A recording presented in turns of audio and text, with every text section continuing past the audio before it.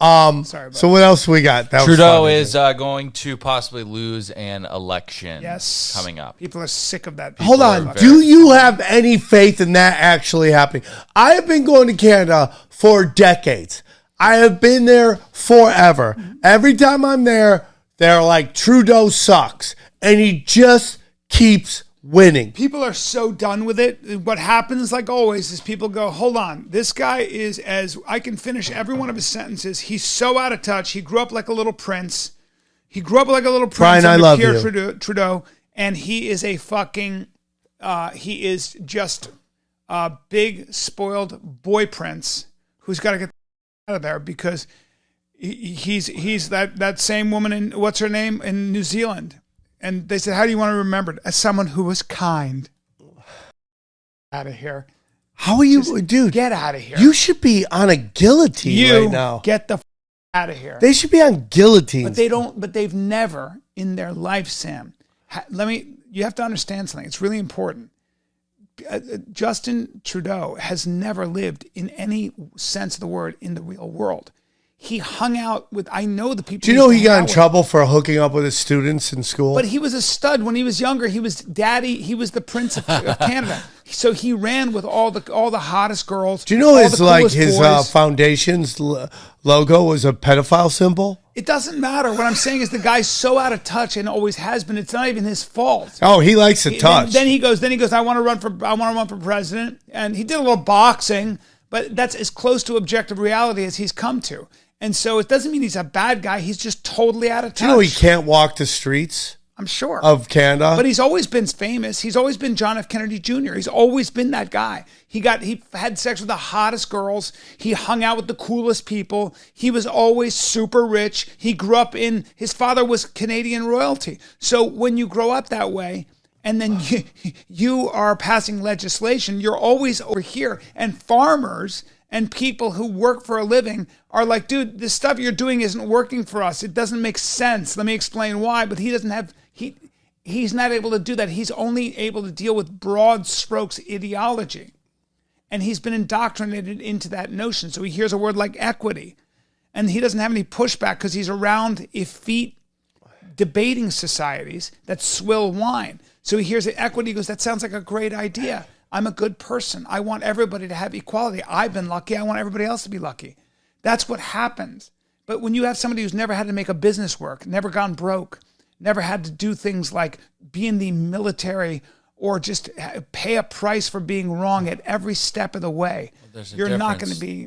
There's a difference between like being a cool guy and being a pedophile. Yeah. There we go. Yep. There we go. Guys.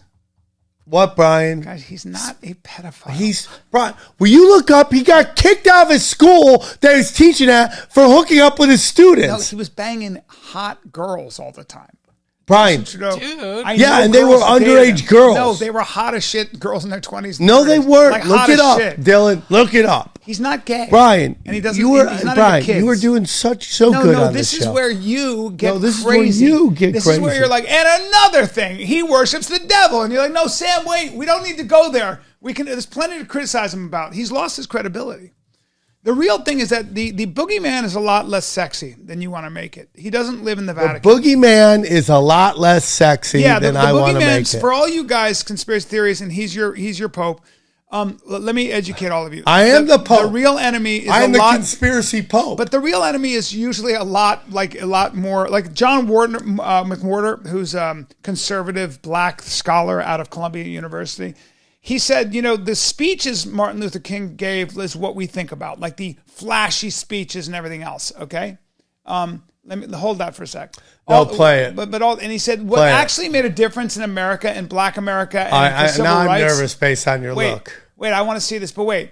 The people that made the difference in in the United States when it came to civil rights were the people behind the scenes, like with their rolled up sleeves, dealing with all the nitty gritty legislation. It was not sexy. It was like, you know what I mean? It's like the hard work.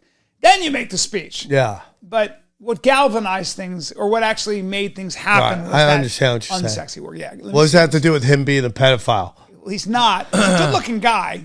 He looks just like Castro. It's kind of crazy. You know what? Yeah, go on. It is crazy how much he looks like Castro.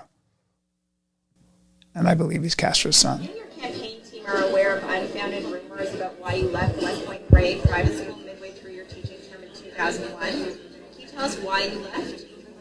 I moved on, and I have great memories of an excellent time teaching in Vancouver, in public and private schools. Did you leave because did you sign a confidentiality agreement? Did you sign a confidentiality agreement?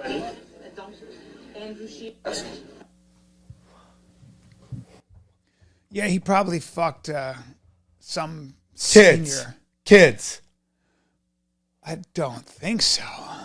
I mean, I don't. This. I think So that, Trudeau's best friend got busted for kiddie porn. what? Yeah.